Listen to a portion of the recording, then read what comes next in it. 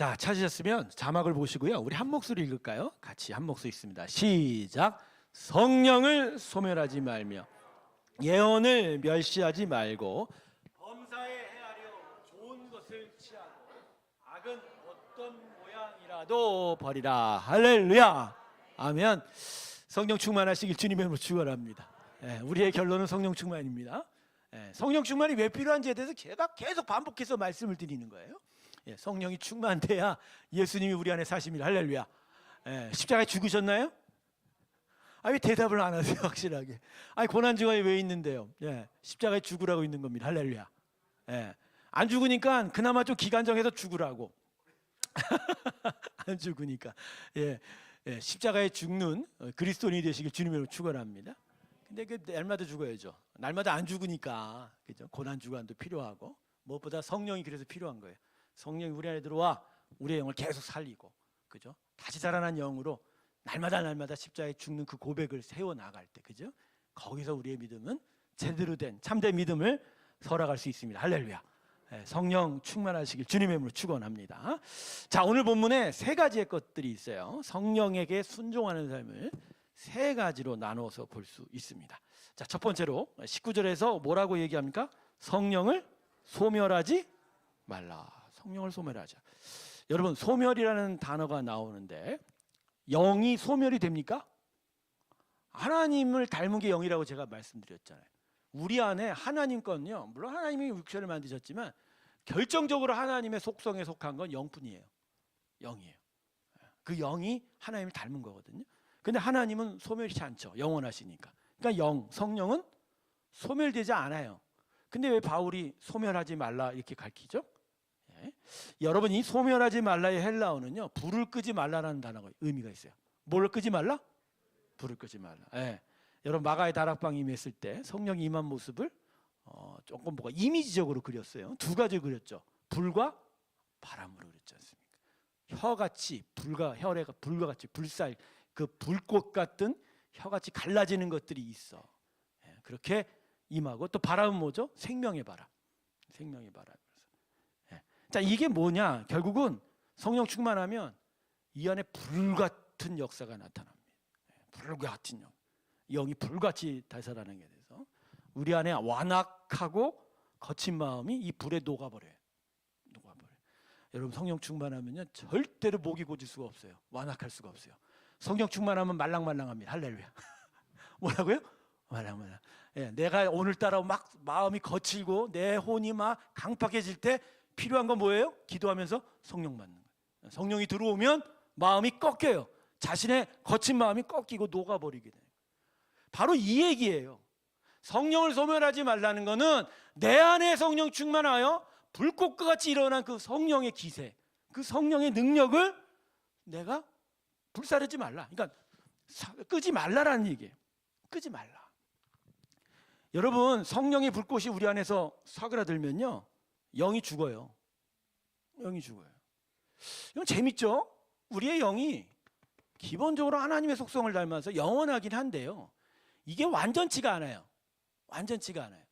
그래서 성령이 우리 안에 들어와 우리의 영을 살리긴 해도 이게 계속적으로 성령이 우리를 도우셔서 우리를 계속 불사르게 안 하면 이게 불꽃이 제대로 살아나가지 않는 거예요. 옛날에 집에서 불장난한 사람들 알 거예요. 그리고 우리 어르신들은 알 거예요. 옛날에 시골집에 불 한번 피려면 얼마나 힘이 듭니까? 여러분, 불꽃 살리는 거 그거 대단히 힘든 일이거든요. 이게 어느 정도 탔다고 해서 이 불꽃이 계속 이어갈 줄 아니에요. 계속 땔감을 집어넣어줘야 돼요. 거기다 뭐까지 해야 돼요? 부채질까지 해야죠. 그래야 불이 살아나요. 지금 이 성령을 소멸치 말라는 건 바로 그런 의미예요. 그러니까 우리 영이 암만 되살아나도 우리 소론, 우리 로굴은 불꽃이 점점점 사그라들게 된다. 성령이 오셔야 이 불꽃이 되살아나게 됩니다. 계속 살아나게 됩니다. 할렐루야. 계속 살아나게 되는 거예요. 여러분, 이런 성령의 불같은 역사, 이것을 계속 지켜내려면 성령이 충만해야 되죠. 그러려면 결국 기도해야 됩니다. 할렐루야. 기도하시길 주님의 이름으로 축원합니다. 제가 요새요, 금요 예배가 너무 좋아요. 금요 예배 전에는 참 힘들어요. 금요 예배 이거 한 시간 반 이상 막 하려면 막 체중이 쭉쭉 빠지는 거예요. 몸은 힘들어. 근데 이것만 하고 나면 제 자신의 활기가 돋아요. 지금 죽어도 여한이 없다. 할렐루야. 여한. 그러다 보니까 제 안에 뭐가 생긴 줄 아세요? 매일매일 금요 기도하고 싶은 거예요. 할렐루야. 대답이 왜 시원찮지? 우리 장로님 시원찮아. 왜 12거? 장로님 딱 그랬는데 왜 11거지? 난 매일 하고 싶은 거야, 매일. 그래서 내년에 고난주간 새벽 예배를 하지 말고 고난주간 저녁 집회를 계속 하는 게 어떨까 하는 생각 드는. 아니 새벽에 오면 힘아가리가 없어요, 전부 다. 힘아가리가 없어. 제 설교도요, 왠지 조용히 해야 될 것 같아서 막 힘이 없어. 근데 저녁만 되면 방방 뜨는 거야, 제가 막. 내년 우리 교회는 내년에 고난주간 새벽 예배가 아니라 저녁 집회합니다. 여러분 기도하십시오. 기도하셔서 성령이 충만되셔야 됩니다. 그래서 여러분 안에 데살로니 영, 여러분의 영이 계속 작동하게 하셔야 됩니다. 그래야 여러분의 거치고 안악한 마음을 부시고 녹아버리고 여러분 안에 생명의 역사가 나타나게 될 줄로 믿습니다. 결국 신앙의 삶이라는 건 기도하는 거예요. 기도하는 거예요. 그리고 성령을 충만을 받는 거예요. 그리고 성령이 충만을 받아서 내 안에 데살로니 영이 계속 생기 있게 사는 거예요. 그게 생기 있게 살면 거기서부터 내 삶의 영적 질서가 잡혀지기 시작하고 하나님 나라가 들어오기 시작하고 하나님의 형통함과 순족함들이 내 삶에서 나타나게 되는 거죠. 물론 고난과 어려움이 있어도 그러나 이 살아있는 영이 그것을 이겨나갈 수 있는 힘을 공급하게 된다. 우리 새롭게 성도 여러분 계속 기도했으면 좋겠습니다. 끊임없이 나와서 기도했으면 좋겠어요. 금요 예배 나와서 계속 기도하면서 성령 충만하시길 주님의 이름으로 축원합니다. 자, 두 번째로 20절에서 뭐라고 얘기했어요? 예언을 멸시하지 말라. 여러분 이 말씀은 이 19절의 말씀과 연결이 되는 거예요.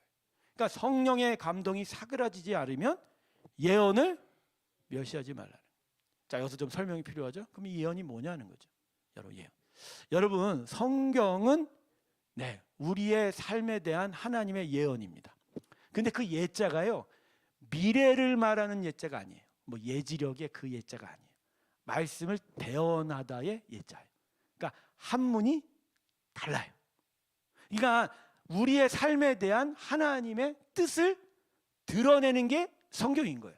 그러니까 여기에 말한 예언은 앞날을 가르쳐 주는 것이 아니라 나의 삶에 대한 전반적인 하나님 뜻을 가르쳐 주는, 대신 말씀하는 그 예자, 그 예언을 멸시하지 말라는 거예요. 여러분 이게 무슨 얘기인 줄 아세요? 제가 지금 아까 성령의 충만을 위해서 기도에 대한 얘기를 했죠. 또 하나 성령이 사그라지지 않게 하려면 내 안에 나의 삶을 가르쳐주는 말씀을 멸시하지 말라는 거예요. 하나님의 말씀은 지식이 아닙니다. 지식이 아니에요. 하나님의 말씀 당신의 뜻입니다. 당신의 마음입니다. 그리고 그 말씀이 우리 안에 들어오면 우리가 그 말씀을 통해서 우리의 삶을 조명하고 그래서 우리가 따라갈 길을 알게 되는 거예요. 할렐루야. 그래서 여러분 말씀이 들어와서 계속 그 말씀을 부여잡기 시작하잖아요. 그러면 그것 때문이라도 성령이 운행해서 그 불길이 사그라지지 않아요. 재밌죠? 성령 충만은요 기도로도 되지만 말씀이 내 안에 들어와 말씀에 집중할 때도 돼요. 이거 내가 그랬죠. 성령이 말씀의 저자라고. 말씀을 쓴 사람이 누구라고요? 성령님이 인간 여러 명들을 조종, 한 뭐 시음 몇 명 돼요? 명수는 정확하지 않아요. 왜냐하면 여러 사람들이 나타났기 때문에. 근데 그들의 마음과 그들의 인격과 삶을 감동시켜서 실제로 하나님의 말씀을 기록한 건 누구시다? 성령 하나님.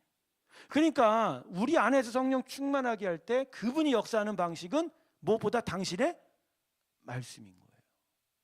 그러니까 성령 충만하면 말씀을 멸시치 않아요. 말씀을 멸시치 않으면 성령이 또 우리 안에서 역사하게 되는 거예요. 그래서 여러분 무엇보다 하나님 말씀에 계속 집중하시길 주님의 이름으로 축원합니다. 근데 조건이 있어요. 말씀을 지식으로 보면 안 돼요. 말씀을 뭐로 보면 안 된다요? 지식으로. 그냥 무엇이 써 있고 이 내용이 무엇이고 그거가 중요한 게 아니에요. 하나님 말씀이 내게 가르치고 인도하는 것을 깨닫는 거예요. 그리고 그 길대로 내가 걸어가기를 작정하는 거예요. 그럴 때 말씀은 성령 충만케 합니다. 할렐루야. 이렇게 성경을 읽으셔야 돼요. 이렇게. 요새 필사하시는 분들 많죠? 필사하는 분들 계세요. 젊은 분들은 많이 못 하시는데, 여러분 이 필사가요, 그냥 성경 낭독하는 것보단 훨씬 성령 충만할 수 있는 도전이 돼요. 왜 그런 줄 아세요? 눈으로 보고 그걸 한 땀 한 땀 써내려갈 때, 그 써내려가는 말씀이 그냥 지식적으로 들리는 게 아니라 내 마음에 새겨지는 역사가 있다. 할렐루야. 예. 여러분, 말씀은 하나님의 능력이라 그냥 읽고 기록할 때 그냥 읽혀지는 게 아니에요. 내 안에 영적 감동으로 다가오게 된다. 근데 그냥 입으로 낭독하는 게 아니라 손으로 쓰면서 마음으로 집중할 때 바로 그 말씀이 나의 길이 되고 나의 인도함이 되고, 거기서 성령은 내 안에 역사하셔서 나를 충만케 하십니다. 할렐루야. 여러분, 그래서 성령이 소멸치 말려면 말씀 계속 붙들어야 됩니다. 여러분 말씀 안 읽잖아요. 성령이 들어와도요, 여러분에게 역사할 방법이 없어요.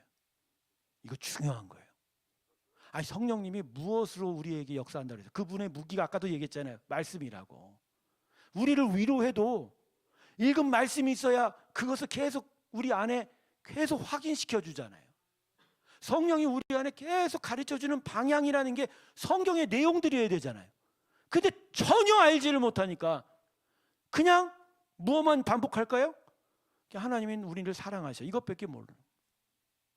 여러분, 우리의 삶이 풍성하고 성령의 충만한 인도함을 가지 못하는 이유 중에 하나가 이 말씀을 계속 이 안에 담아지 있지 못하는 거예요.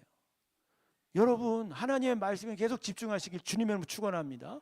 그 말씀이 우리 안에서 약동해야 돼요. 성령이 우리 안에 충만되어 그 역사를 드러내기 위해서는 말씀이 우리 가운데 있어야 돼요.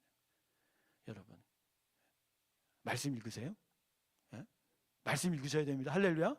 계속 읽으셔야 돼요. 자, 마지막 세 번째로 21절과 22절에서 뭐라고 얘기하죠? 범사에 헤아려 좋은 것을 취하고 악을 버리라. 자, 이건 성령이 충만할 때 우리가 그 충만한 삶을 살기 위해서 우리의 실제적인 삶 속에서 어떤 일이 필요한지에 대한 실천적인 이야기가 있는 거죠. 여러분, 범사에 헤아리라고 왔습니다. 헤아린다는 게 뭐죠? 헤아려, 판단하고 구별하는 거예요. 판단하고. 성령이 들어와 하나님의 말씀으로 우리가 취해야 될 것과 버려야 될 것을 계속 가르쳐 주십니다. 심지어 어떤 때는 이건 내 눈에 볼 때 내가 판단하기에도 이거 별로 성경적으로 틀린 거 아닌데 그것조차도 때로는 버리게 만드시는 하나님의 지혜가 우리 범사의 헤아림으로 나타나게 되는 거예요. 근데 이러한 일을 통해서 우리의 믿음의 삶이 실제적인 의의 삶을 이루어 갈 수가 있는 거예요. 그래서 좋은 것을 취하고 하나님의 선한 것들이 드러나게 하고 뭘 버리라? 악을 버려가야 한다. 여러분, 성령의 충만함에서 선악간의 헤아림들이 풍성하게 나타나시길 주님의 이름으로 축원합니다. 헤아리셔야 돼요. 헤아릴 줄 알아야 돼요. 여러분, 예수 믿었는데 무엇이 선하고 무엇이 악한지가 헤아림되지 않으면 도대체 우리 안에는 뭐가 있을까요? 여러분, 하나님께서 진짜 우리 삶 속에 원하는 건 거룩함입니다. 그분은 거룩하시라. 그분은 거룩하기에 우리도 그분의 거룩함을 드러내야 돼요. 바로 그 거룩함을 드러내는 게 사실 나의 구원의 결론이 되는 거예요. 바로 이 결론을 드러내기 위해서 우리 안에 이 범사의 헤아림이 있어야 되고, 이 헤아림은 성령의 충만을 통해서 말씀의 지혜를 통해서 나타나게 된다. 할렐루야. 여러분, 그래서 범사에 헤아리시길 주님의 이름으로 축원합니다. 범사에 헤아리세요. 무엇이 좋은지 무엇이 악한지를 계속 헤아려 가면서. 근데 살아가면서 이 헤아림이 없는 분들 너무너무 많아요. 그냥 예배실에서 그냥 형식으로 하나님을 예배드리는 그 모습만이 내가 예수 믿는 거라고 생각하시고, 일상의 삶에서 진짜 성령이 내 안에서 말씀하시고 인도하는 들의 그 헤아림을 이루지 못해서 그냥 아무 분별 없이 어떻게 보면 막 사는 인생들이 너무너무 많다는 거예요. 특별히 성령의 헤아림은 우리의 탐욕을 제어해요. 우리의 탐욕을 절제하게 만든다. 우리가 진짜 품어야 될 선한 기대를 갖게 만든 반면에 내가 품지 말아야 될 욕망들은 성령이 계속하게 헤아려 무너뜨리게 된다는 거예요. 이걸 통해서 계속 거룩한 삶을 나타내는 거. 이게 바로 성령의 충만입니다. 할렐루야. 근데 재밌는 건요, 이 행령의 이 범사의 헤아림이요, 우리 안에 성령의 충만함을 또 이루게 되는 결과가 된다는 거예요. 이루게 되는 결과가 되는 거예요. 계속하여 하나님이 분별의 지혜를 주십시오. 분별하여 헤아려 하나님의 선한 것들을 내가 이루게 해달라는 그 간절함이 내 안에 계속 성령이 역사하는 이유가 된다라는 거예요. 여러분, 그러기에 진짜 범사에 헤아려 선한 것을 이루시길 주님의 이름으로 축원합니다. 신앙의 삶은 나 혼자가 아니라 성령의 가르침과 이에 대한 순종과 분별로 사는 거예요. 그래서 하나님의 뜻이 드러나고 나로 말미암은 죄악과 자기 의가 무너져 사라져 가게 되는 것이다. 이게 성령의 삶이다. 자, 오늘 세 가지 배웠죠? 첫 번째 뭐죠? 성령을 소멸하지 마. 그러기 위해서 기도해야 된다. 두 번째 뭐죠? 우리 안에 말씀을 멸시하지 말라. 성령의 무기인 말씀을 내가 계속 집중할 때 오히려 성령 충만한 삶이 나타나게. 마지막 세 번째 뭐죠? 범사의 헤아림이 있어요. 선과 악을 헤아려 선한 일을 하고자 하는 간절함이 우리 가운데 있을 때 도리어 성령은 우리 안에서 역사하게 될 줄로 믿습니다. 이 성령의 삶이 저와 여러분 가운데 있길 주님의 이름으로 축원합니다. 우리 다 같이 밤주에 맞춰서 우리 다 같이 기도하는 시간 좀 가지려고 하는데요. 성령이 우리 안에 이미 계십니다. 내주하여 계십니다. 그래서 우리가 영이 살았고, 그래서 우리가